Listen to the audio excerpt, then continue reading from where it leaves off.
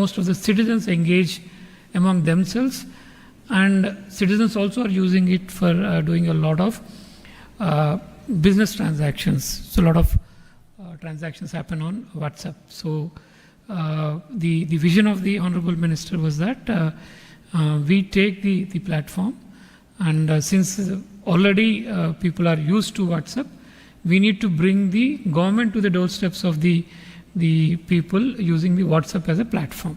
So the days are gone where you go to a Tehsildar office to get a caste certificate or an income certificate, and after working in government for 20 years, and I can say that it's not a good experience.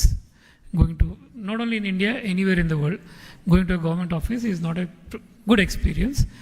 You don't come out with a very pleasant experience. So that touch points with the government officers should come down.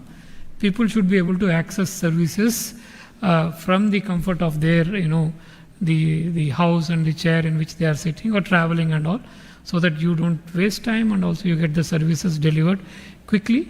And in fact, a lot of services can be delivered straightforward, which don't have any processing involved. So the caste of a person is already known. The database clearly says this is a caste. A certificate can be delivered instantaneously. A few services may be requiring a little bit of processing, which can happen at the back end, and the final output can be delivered seamlessly through WhatsApp to them, which they can use. So we wanted to do that, and it's a very bold step. I would, in fact, I'm envious of the vision of my minister, who thought that such 161 services can be given at one go. Generally in government we are a little skeptical. Let's do 10, 20, 30, then scale up slowly and all. But this is a very grand vision where we wanted to do 160 at one go, and over a period of time, his vision is that all government services should be delivered through WhatsApp to citizens who should be able to access that, and then ensure that the services are delivered seamlessly, and the touch points, physical touch points, become as less as possible. That was the vision with which we are working. I take this opportunity to thank Minister Sir and also the members from Meta, WhatsApp, who have come here, taken all the effort to come here, and also who have their team members who are working behind the back with the IT department, with the RTGS, who have done this hand-holding and taking this project so far. I welcome all of you. I think I've taken a little bit of more time, but I think thank you, sir, and thank you all of you for coming here. Thank you.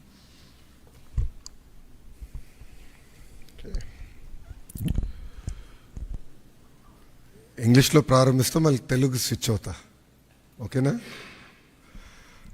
సంధ్యకి Telugu కూడా అర్థమవుతుంది, so I don't think that's a problem. But thank you Sandhya for making it. Thank you Raviji for your support to this project. It means a lot. And of course to Divya, who's been behind the entire project and driving us, to Dinesh in RTG, to Prasad, who's been advising us, to Varaprasad, who's been driving it, and of course Bhaskar Garu, who's joined the team and is now going to lead it from the front. So ఇప్పుడు నుంచి ఏం పని చెప్పితే ఏమైనా పొరపాట్లు ఉంటే అది భాస్కర్ గారు పొరపాటు, పని చేస్తే అది క్రెడిట్ నాకు. So respected dignitaries, media friends, all of you, thank you very much for making it. As Bhaskar Garu just stated, we all believe it's a historical moment in governance initiative. We have seen our leader Chandrababu Naidu Garu 1.0, and as he's saying, this is his 2.0, and this marks with his change in governance also and delivery of e-governance. I believe that this is a true transformation that we're going to achieve. Saying that, this is what we call the Manamitra. It's a WhatsApp governance initiative that's going to be launched by the government of Andhra Pradesh and Meta. It's here to deliver a seamless, efficient, citizen-centric public service delivery. To this initiative, we believe that Andhra Pradesh is again at the forefront of e-governance initiatives. In the past, the entire nation used to look at Andhra Pradesh on what are we doing so they can adopt. I believe this is the first step in that direction. And from RTG, from IT department, you will be seeing more and more such initiatives coming. Our entire objective is to keep the citizen as center of our universe and look at what are all the touch points of the citizen, how do we resolve their problems, how do we ensure that on a day-to-day issues, both the government and the political system is not relevant. So to get basic documents, why should they come to a government office or why should they meet an MLA is a question, is a challenge that I have taken up. మీ అందరు తెలిసిందే యువగలం పాదయాత్ర చేశాను, 3132 కిలోమీటర్లు నేను నడిచాను. ఈ ఆలోచన నాకు యువగలం పాదయాత్ర నుంచి మొదలైంది. మీరు ఒక్కసారి కానీ మా స్పీచ్లు కూడా మీరు చూస్తుంటే, నా స్పీచ్ చూస్తుంటే నేను పదే పదే చెప్పేవాడిని, ఒక బటన్ నొక్కితే భోజనం వస్తుంది, ఒక బటన్ నొక్కితే సినిమా చూస్తున్నాం, ఒక బటన్ నొక్కితే ట్యాక్సీ వస్తుంది, కానీ ఒక బటన్ నొక్కితే ఎందుకు ప్రభుత్వం మీ దగ్గరికి రావట్లేదు, ఆ ఛాలెంజ్ నేను స్వీకరిస్తున్నానని ఆనాడు చెప్పా. అందుకే ఈరోజు మన మిత్ర ప్రజల చేతిలోనే ప్రభుత్వం, ప్రజల చేతిలో పాలన, మాది ప్రజాప్రభుత్వం, ఈ నినాదంతో ఈరోజు ఇది మేము ప్రారంభించడం జరుగుతుంది. యువగలం పాదయాత్రలో అడుగడుగున ప్రజలు ఎదుర్కొంటున్న సమస్యలు నేరుగా తెలుసుకునే నాకు అవకాశం కలిగింది. పొద్దున నేను బస్ దిగి పాదయాత్ర ప్రారంభించిన దగ్గర నుంచి మళ్ళీ తిరిగి బస్ ఎక్కే వరకు ప్రజలతో ఉన్న, కార్యకర్తలతో ఉన్న, నాయకులతో ఉన్న. ఊరు నుంచి ఊరు నేను నడిచేటప్పుడు కూడా అక్కడ ప్రజలతో మాట్లాడేవాడిని, లేదంటే కార్యకర్తలతో మాట్లాడేవాడిని, నాయకులతో మాట్లాడేవాడిని, వాళ్ళ సమస్యలు నేను తెలుసుకునేవాడిని. అది జరిగినప్పుడు నేను రైతుల్ని కలిసా, మహిళల్ని, విద్యార్థుల్ని, కుల వృత్తుల వాళ్ళని కూడా కలుస్తాం జరిగింది. వాళ్ళందరినీ కలిసినప్పుడు వాళ్ళు ఒకటే అడిగారు, పద్దాక మమ్మల్ని మా కాస్ట్ సర్టిఫికేట్ ఉందంటే ప్రతి ఇన్ని నెలలకు ఒకసారి మిమ్మల్ని ఎందుకు తీసుకోవాలి, ఇన్కమ్ సర్టిఫికేట్ ఉంది మళ్ళీ మేము అధికారుల దగ్గరికి ఎందుకు వెళ్ళాలి, పవర్ బిల్ చెల్లించాలంటే ఎందుకు సీమ్లెస్గా మేము చెల్లించలేకపోతున్నాం, లేదంటే ఆర్టీసీ టికెట్ తీసుకోవాలన్నా మేము బస్ ఎక్కిన తర్వాత ఎందుకు తీసుకోవాలి, ముందరే మేము ప్లాన్ చేసి ఎందుకు తీసుకోకూడదని పదే పదే నన్ను అడగటం జరిగింది. ఇంతేకాకుండా మీరు చూస్తే గత 5 సంవత్సరాల పరిపాలనలో నేను అనేక సందర్భాల్లో సర్టిఫికెట్ రానికుండా చేసిన పరిస్థితులు చూసాం. అంటే అది చూసిన అది ఎందుకు అట్లా ఉండాలి. మీరు చూస్తే దుగ్గిరాల నియోజకవర్గంలో ఒక ఎంపీటీసీ గారు పోటీ చేస్తుంటే, దుగ్గిరాల మండలంలో ఎంపీటీసీ గారు పోటీ చేస్తుంటే సర్టిఫికెట్ ఆనాడు ఇవ్వలేదు,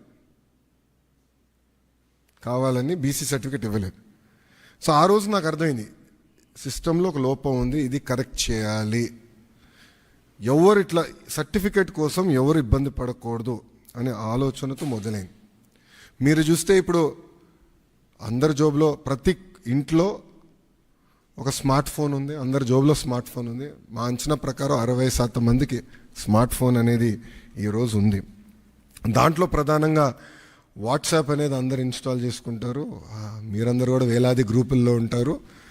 నాకు కూడా ప్రభుత్వం పొరపాట్లు చేస్తే నాకు కూడా ఇక్కడున్న మీడియా మిత్రులతో సహా ప్రజలు కూడా మెసేజ్లు చేస్తాం జరిగింది.